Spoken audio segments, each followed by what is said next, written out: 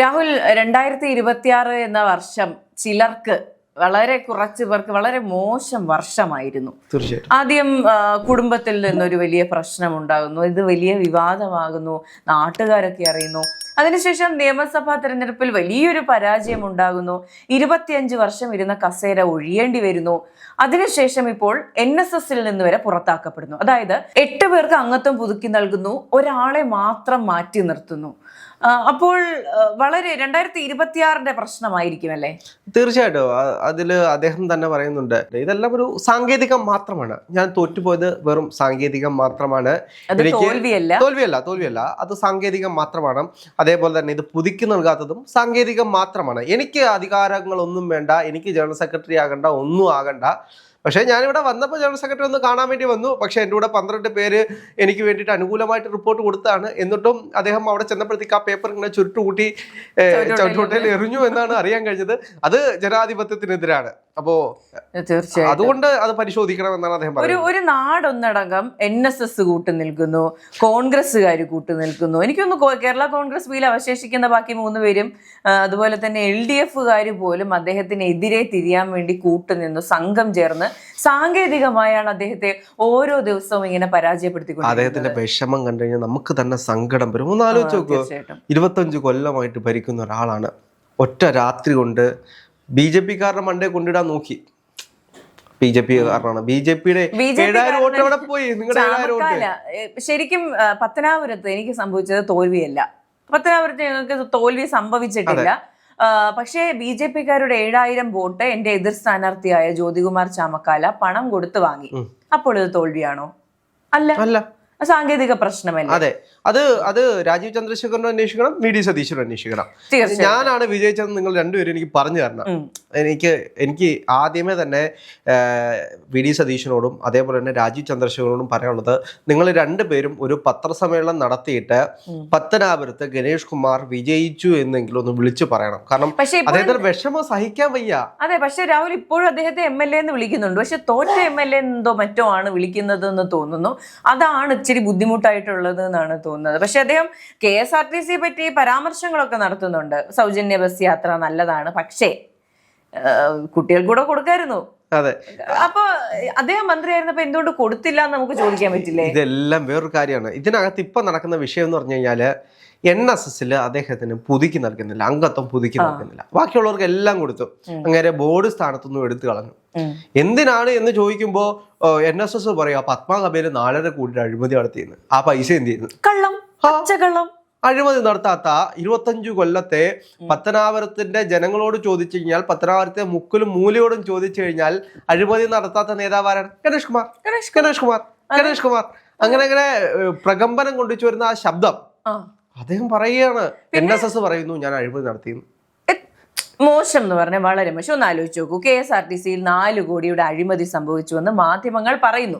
അതിന് പിന്നാലെ അന്വേഷണം നടത്തുന്നു. അദ്ദേഹം എന്താ പറഞ്ഞത്? 4 കോടി രൂപ അഴിമതി കാണിക്കുന്നതിനേക്കാൾ നല്ലത് ഞാൻ രാഷ്ട്രീയം നിർത്തി വീട്ടിയിരിക്കുന്നയാ, ഞാൻ അഴിമതി കാണിക്കില്ല എന്ന് അദ്ദേഹം പറയുന്നുണ്ട്. അദ്ദേഹത്തിന് 4 എന്ന് പറയുന്ന സംഖ്യയോട് എന്തെങ്കിലും? ഇവിടെ 4 അല്ല, 4.5 കോടിയുടെ കാര്യമാണ് പറയുന്നത്. അരയുണ്ട്. അപ്പൊ ഒരു ചെറിയ വ്യത്യാസം വന്നിട്ടുണ്ട്. ഇതിന്റെ പ്രധാനപ്പെട്ട വിഷയം എന്ന് വെച്ച് കഴിഞ്ഞാൽ നമുക്കറിയാം, അതായത് പത്മാക് അഭയ വിഷയം എന്ന് പറഞ്ഞു കഴിഞ്ഞാൽ പുനലൂര് NSSന് ഒരു ആസ്ഥാനം ഉണ്ടായിരുന്നു. NSSന്റെ രീതിയിൽ വരുന്നൊരു റെസ്റ്റോറന്റ് ആണ് പത്മാക് അഭയ എന്ന് പറയുന്നത്. അത് ഹോട്ടൽ. അപ്പോൾ ഹോട്ടൽ പണിയാൻ വേണ്ടിയിട്ട് ആ ആസ്ഥാനത്തിന്റെ ഒരു പോർഷൻ എടുക്കുന്നു. അവിടെ പിന്നെ പുതുക്കി പണിയേണ്ട കാര്യമൊന്നുമില്ല, അതിനകത്ത് ഇന്റീരിയർ ഡിസൈനും ബാക്കി കാര്യങ്ങളൊക്കെ ചെയ്താൽ മതി. അപ്പോൾ അത് പണിയാൻ വേണ്ടി ആ ഇന്റീരിയർ ഡിസൈനും ബാക്കി കാര്യങ്ങൾക്കും വേണ്ടിയിട്ട് 4.5 കോടിയുടെ ഒരു ചെക്ക് എഴുതി ഒപ്പിട്ടു. അപ്പോൾ ഇവർ വന്നിട്ട് ചോദിച്ചു, ഇതെന്തിനാ 4.5 കോടി? നീ ആരാ ചോദിക്കാനെന്ന് പറഞ്ഞ ഒരു അടി കൊടുത്തു എന്നൊക്കെയാണ് കേൾക്കുന്നത്. ഈ അടി കൊടുത്തതിന്റെ ദേഷ്യത്തിലാണ് NSSകാരെല്ലാം കൂടെ ഒന്നായിട്ട് ഇദ്ദേഹത്തിനെതിരെ സുകുമാരൻ നായരുടെ അടുത്ത് പോകുന്നു.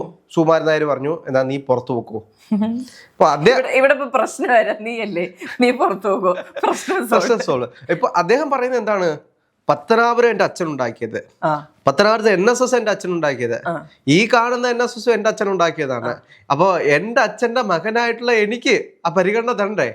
അപ്പോ അച്ഛൻ ആനപ്പുറത്ത് പോയത് കൊണ്ട് എനിക്കും ആനയൊക്കെ ഉണ്ട് സ്വന്തമായിട്ട്, അതുകൊണ്ട് ഞാനും ഇപ്പോഴും ആനപ്പുറത്തൊക്കെ കയറാറുണ്ട്, അതുകൊണ്ട് എന്നെയും പരിഗണിക്കണം എന്നാണ് അദ്ദേഹം പറയുന്നത്. പക്ഷെ അദ്ദേഹത്തിന് സ്ഥാനമാനങ്ങൾക്കൊന്നും ഒരാഗ്രഹവും ഇല്ല. എനിക്ക് ജനറൽ സെക്രട്ടറി ഒന്നും ആകണ്ട. അദ്ദേഹം പറയുന്നുണ്ട്, മാധ്യമങ്ങളുടെ മുന്നിൽ അദ്ദേഹം കരഞ്ഞു പറയുകയാണ്, എനിക്കൊരു സ്ഥാനവും വേണ്ട, എനിക്ക് ജനറൽ സെക്രട്ടറി ആകണ്ട. പക്ഷേ ഈ ഒരു കാര്യം ചിന്തിക്കണം, ഈ മാധ്യമങ്ങളും കോൺഗ്രസ്സുകാരും പിന്നെ കുറച്ച് കേരള കോൺഗ്രസ് ബിക്കാരും ഒക്കെ എന്തിനാണ് ഇദ്ദേഹത്തെ ഇങ്ങനെ ടാർഗറ്റ് ചെയ്യുന്നത്? ഈ പാർട്ടി പിളരുന്നതിനെ പറ്റിയൊക്കെ അദ്ദേഹം ചോദിച്ചു. ഇതെല്ലാം അടിസ്ഥാനരഹിതമാണ്. ആണ്. അതുപോലെ എന്റെ ലൈസൻസ് സസ്പെൻഡ് ചെയ്താ എനിക്ക് ഇന്റർനാഷണൽ ലൈസൻസ് ഉണ്ട്, ഞാനിവിടെ ഓടിക്കും. അദ്ദേഹത്തിന്റെ വിഷമമൊക്കെ ഒന്ന് മനസ്സിലാക്കണം. ഇത്രയും വണ്ടി ഓടിക്കാൻ ആഗ്രഹമുള്ള ഇഷ്ടമുള്ള ഒരാളെ എന്തിനാണ് അദ്ദേഹത്തിന്റെ വീട്ടിലേക്ക് ചെന്ന് കഴിഞ്ഞാൽ കൊച്ചു കൊച്ചു കാറുകളാണ്. അദ്ദേഹം ട്രെയിനുണ്ട്. അദ്ദേഹം MLA പണി എല്ലാം കഴിഞ്ഞിട്ട് രാത്രിയിൽ വീട്ടിൽ ചെല്ലും, എന്നിട്ട് പതിയെ ചെന്നിട്ട് വണ്ടി എടുത്ത് നമ്മള് കുഞ്ഞു മനസ്സാണ് അദ്ദേഹത്തിന്റെ. അതായത് പെട്ടെന്ന് വിഷമം വരുമ്പോൾ നമുക്കറിയാം ഗണേഷ് കുമാറെ അദ്ദേഹം എന്തുകൊണ്ടാണ് പെട്ടെന്ന് ശുഭിതനാകുന്നതിനും പുതിയ പുതിയ കാര്യങ്ങൾ പറയുന്നതെന്ന് വെച്ചാൽ ചെറിയ മനസ്സാണ്. അപ്പോ പ്രണയം തുടിക്കുന്ന മനസ്സാണ്, ഒരു കൗമാരക്കാരന്റെ മനസ്സാണ്. അപ്പോൾ അതുകൊണ്ടാണ് അദ്ദേഹം എപ്പോഴും ഓരോ കാര്യങ്ങൾ ഇങ്ങനെ പറഞ്ഞുകൊണ്ടിരിക്കുന്നത്. അപ്പോൾ എന്ത് തന്നെയാണെങ്കിലും രാത്രി ചെന്നിട്ട് ഇഷ്ടംപോലെ വണ്ടികളുണ്ട് അദ്ദേഹത്തിന്. ഇനിയിപ്പോ ഏത് ലൈസൻസ് ഉണ്ടെങ്കിലും ഇല്ലെങ്കിലും MVD തടഞ്ഞു കഴിഞ്ഞാലും അദ്ദേഹത്തിന് ഒരു കുഴപ്പമില്ല. അദ്ദേഹത്തിന്റെ വീട്ടില് BMW തൊട്ട് എനിക്ക് ലോകത്തിൽ ഇറങ്ങുന്ന ആദ്യത്തെ വണ്ടി അദ്ദേഹത്തിന്റെ വീട്ടിലുണ്ട്. ഇവരൊക്കെ എന്ത് വിചാരിച്ചിരിക്കുന്നേ? മാധ്യമങ്ങളൊക്കെ കഴിഞ്ഞ ദിവസം അദ്ദേഹത്തിനെ ആക്ഷേപിക്കുന്നുണ്ട്. മാധ്യമങ്ങളൊക്കെ കഴിഞ്ഞ ദിവസം അദ്ദേഹത്തിനെ ആക്ഷേപിക്കുന്നുണ്ട്.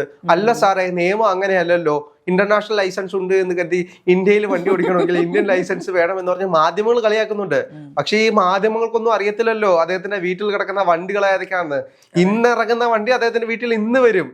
അപ്പൊ ആ വണ്ടികളെല്ലാം അദ്ദേഹത്തിന് ഓടിക്കാൻ ആരുടെയും അനുവാദം വേണ്ട, സ്വന്തം വീട്ടിലിട്ട് അദ്ദേഹം ഓടിച്ചോളൂ. ആ മ്യൂസിയത്തിലോട്ട് കയറിയാൽ മതി, എത്ര വാഹനങ്ങൾ. ഇലക്ഷൻ സമയത്ത് അദ്ദേഹത്തിന്റെ പരിചയപ്പെടുത്തും, ഞാൻ ദുബായിൽ പോയപ്പോൾ വാങ്ങിച്ച കാറാണിത്, ഈ കാറ് തുറക്കാം, ഈ കാറിൽ സ്വിച്ച് നിൽക്കാൻ ലൈറ്റ് കത്തും, വാതിൽ ഇങ്ങനെ പിടിച്ചാൽ വാതിൽ തുറന്നു വരും, കാലെടുത്ത് വെച്ചാൽ അകത്ത് കയറാൻ കഴിയും. അല്ല, ഇത് കയറാൻ പറ്റത്തില്ല, വണ്ടിയിൽ കയറാൻ പറ്റില്ല. ഞാൻ ജോണർ മാറിപ്പോയി, ഞാൻ ആ KSRTC ഒന്ന് മാറിപ്പോയതുകൊണ്ട്. ഇത് അദ്ദേഹത്തിന് വണ്ടിയിൽ റിമോട്ട് കൺട്രോൾ ഉണ്ട്. റിമോട്ട് കൺട്രോൾ വെച്ച് ഏത് സ്ഥലത്തോട്ട് എങ്ങോട്ട് വേണമെങ്കിലും. എനിക്ക് പക്ഷെ അദ്ദേഹത്തിന്റെ കളക്ഷനിൽ ട്രെയിനാണ് കുറച്ചുകൂടി ആകർഷകമായി തോന്നിയിട്ടുള്ളത്, കൗതുകകരമാണ്. കുറെ സാധനമുണ്ട്, എത്ര സാധനം ഇരിക്കുന്നത് അറിയാമോ? ഇനി മനസ്സാണ് ഇനിയുള്ള ഈ പറഞ്ഞ റിട്ടയർമെന്റ് ലൈഫ് പോലെ ഇനിയുള്ള ജീവിതം ബോറടിക്കും എന്ന് നമുക്ക് വിചാരിക്കേണ്ടി വരില്ല. വാഹനം ഓടിക്കുകയാണെങ്കിൽ നിറയെ വാഹനങ്ങൾ കിടക്കുവാണ്. ഏത് വാഹനം വേണം? ഇപ്പം BMW വേണമെങ്കിൽ BMW, പഴയ അംബാസഡർ വേണമെങ്കിൽ അംബാസഡർ, ബസ് വേണമെങ്കിൽ ബസ്. അദ്ദേഹത്തിന് അങ്ങോട്ടും ഇങ്ങോട്ടും മാറ്റി ഉപയോഗിക്കാൻ വേണ്ടി എത്ര വണ്ടികളാണ് വീട്ടിൽ കിടക്കുന്നത്. അപ്പോൾ ഇന്റർനാഷണൽ ലൈസൻസോ ഒരു ലൈസൻസും വേണ്ട. അപ്പൊ എന്താണെങ്കിലും ഈ കളിയാക്കുന്ന ആൾക്ക് അദ്ദേഹത്തിന്റെ വിഷമം നിങ്ങൾ എങ്ങനെ ഈ മാധ്യമങ്ങളോട് നിങ്ങൾക്ക് എങ്ങനെ തോന്നുന്നു അദ്ദേഹത്തിന്റെ ഈ വിഷമങ്ങൾ ഇങ്ങനെ ഒപ്പിയെടുക്കാൻ? ഒരു കസേര അദ്ദേഹത്തിന് മാറ്റിയിടണമെന്ന് കഴിഞ്ഞ ചർച്ചയിൽ നമ്മൾ മുഖ്യമന്ത്രിയോടും അതുപോലെ തന്നെ പത്തനാപുരത്തിന്റെ ജയിച്ച MLA ആവശ്യപ്പെട്ടിരുന്നു. കണ്ടിട്ടുണ്ടാവില്ല, അതുകൊണ്ടായിരിക്കും അത്തരത്തിൽ ഒരു നടപടി അവർ എടുക്കാത്തത്. എന്താണെങ്കിലും വരും ദിവസങ്ങളിൽ സാങ്കേതിക തകരാറുകളെല്ലാം മാറ്റിവെച്ചിട്ട് VD സതീശനും അതേപോലെ തന്നെ രാജീവ് ചന്ദ്രശേഖരനും ഇതെല്ലാം അന്വേഷിക്കണം. 7000 വോട്ടോടെ പോയി, കേരള കോൺഗ്രസ് 18,000 വോട്ടിന് അദ്ദേഹം ജയിച്ചിരിക്കുന്നു. അതെ, ഈ പറഞ്ഞ 7000 വോട്ട് എനിക്ക് കിട്ടിയായിരുന്നെങ്കിലോ? ഒരു കാര്യം ചോദിക്കട്ടെ, കേരള കോൺഗ്രസ് ബിൽ അന്വേഷിക്കാൻ ആളില്ല, ആള് കുറവായതുകൊണ്ടായിരിക്കും ബാക്കിയുള്ളവർ അന്വേഷിക്കണമെന്ന് പറയുന്നത്. ഇലക്ഷന് മുമ്പേ പാർട്ടി പിളർന്നു എന്ന് പറഞ്ഞുകൊണ്ട് ചില വാർത്തകൾ വന്നിരുന്നു.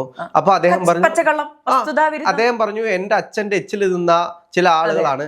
എന്ത് പറഞ്ഞു കഴിഞ്ഞാലും അദ്ദേഹത്തിന്റെ അച്ഛനുണ്ട്. എന്റെ ഡാഡിയോട് പോയി ഞാൻ പറയൂ, എന്റെ ഡാഡി ഉണ്ടായിരുന്നെങ്കിൽ. എന്റെ ഡാഡി അറിഞ്ഞുണ്ടല്ലോ. അതാണ്. അപ്പോ എന്ത് വിഷയം വന്നു കഴിഞ്ഞാലും ഇപ്പൊ തന്നെ NSSന്റെ ആസ്ഥാനത്ത് പോയിട്ട് അദ്ദേഹം എനിക്ക് സ്ഥാനങ്ങളൊന്നും തന്നില്ലേ എന്ന് പറഞ്ഞ് ഇറങ്ങി വരുമ്പോഴാണ് മാധ്യമങ്ങൾ ചോദിക്കുന്നത്. അപ്പൊ അദ്ദേഹം പറയാണ്, എനിക്കോ സ്ഥാനോ? പത്തനാപുരത്തിന്റെ 25 വർഷത്തെ MLA, പത്തനാപുരത്തെ മുക്കിലും മൂലയിലുള്ള ആളുകൾക്ക് എന്നെ അറിയാം, പത്തനാപുരർക്ക് ഞാനില്ലാതെ പറ്റത്തില്ല. എനിക്ക് എന്തിനാണ് ഒരു ജനറൽ സെക്രട്ടറി സ്ഥാനം NSSല്? എനിക്കതൊന്നും അതിൻ്റെ ഒന്നും ആവശ്യമില്ല. ഞാൻ ആരാണെന്ന് പറഞ്ഞാണ്, ഞാൻ പത്തനാപുരത്തിന്റെ സിസ്റ്റമാറ്റിക്കലി ജയിച്ചിട്ടുള്ള MLA ആണ്. സാങ്കേതികത്തിൽ ജയിച്ചിട്ടുള്ള ആളാണ്, അല്ല തോറ്റ ആളൊന്നുമല്ല, തോറ്റ MLA അല്ല ഞാൻ തോറ്റിട്ടില്ല. അപ്പൊ അങ്ങനെയുള്ള ആളുകളോട് മാധ്യമങ്ങൾ സംസാരിക്കുമ്പോൾ സൂക്ഷിച്ചു വേണം സംസാരിക്കാൻ. അദ്ദേഹത്തിനെ വേദനിപ്പിക്കുന്ന ചോദ്യങ്ങളൊന്നും മാധ്യമങ്ങൾ ഉന്നയിക്കാനും പാടില്ല. ഇല്ല. അദ്ദേഹം 4 കോടിയുടെ അഴിമതി ചെയ്തു എന്ന് പറയുന്നത് നിങ്ങൾ തെളിയിക്കുന്നേ. 4.5 അത് പത്മകഭേ, 4 കോടി KSRTC. അപ്പൊ എന്താ നിങ്ങൾ തെളിയിക്കൂ. നമ്മൾ കഴിഞ്ഞ ദിവസം എടുത്ത ചർച്ചയില്ലേ, അതിന്റെ അടിയിൽ നിറയെ ആളുകൾ കമന്റ് ഇടുന്നുണ്ട്. ഇത് തെളിയിക്കൂ എന്ന് പറഞ്ഞ് അതെ തെളിയിക്കട്ടെ. തെളിയിച്ചതിന് ശേഷം അദ്ദേഹത്തിന്റെ വിഷമങ്ങൾ ഇങ്ങനെ ഒപ്പിയെടുക്കരുത് നിങ്ങൾ ആരും. നമുക്ക് തന്നെ കാണുമ്പോൾ തന്നെ വിഷമം വരും. എന്തിനാണ് അദ്ദേഹം തോറ്റുപോയത്? അതെ, ആ തോൽവി തന്നെ നമുക്ക് നെഞ്ചത്തുള്ളൊരു വിഷമം ഉണ്ടാക്കും. കാരണം അദ്ദേഹത്തിന്റെ ആ വിഷമം നമുക്ക്, എനിക്ക് അധികാരമൊന്നും വേണ്ട, പക്ഷെ ഞാൻ തോറ്റിട്ടില്ല, ആ സങ്കടം കേൾക്കുമ്പോൾ നമുക്ക് വിഷമം വരും. എന്താണെങ്കിലും മാധ്യമങ്ങൾ ഇതൊന്നും മാക്സിമം ഒപ്പിയെടുക്കാതിരിക്കാൻ നോക്കുക. കാരണം ഞങ്ങളെപ്പോലുള്ള സാധാരണപ്പെട്ട ആളുകളുടെ, ഞാൻ പത്തനാപുരത്തുള്ള ഒരാളാണ്, അപ്പൊ നമ്മളെപ്പോലുള്ള ആളുകളുടെ മനസ്സിന് വിഷമം തട്ടും. അതുകൊണ്ട് നിങ്ങൾ ഇത്തരത്തിലുള്ള കാര്യങ്ങളൊന്നും ചെയ്യാൻ പാടില്ല. മാധ്യമങ്ങൾ അദ്ദേഹത്തിന് അഴിമതിയൊന്നും പറയരുത്. അദ്ദേഹത്തിന്റെ ചില സാങ്കേതികത്വത്തിന് വേണ്ടിയിട്ട് ചില പൈസകൾ അങ്ങോട്ടോ ഇങ്ങോട്ടോ സാങ്കേതികപരമായിട്ട് മാറിപ്പോയി. അതുകൊണ്ട് നിങ്ങൾ ആരും അദ്ദേഹത്തിന് കുറ്റപ്പെടുത്തരുത്.